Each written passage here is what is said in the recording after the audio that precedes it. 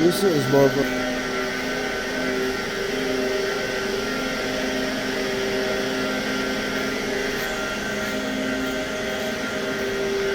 I don't even know what to say about that. Honestly, I don't.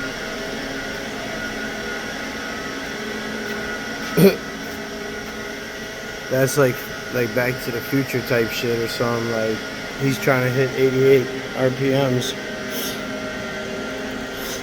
Weird. Meanwhile, I know it must smell so good to be my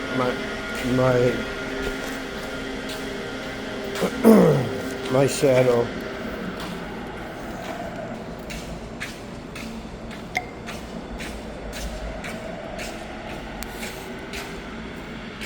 Don't leave home without him.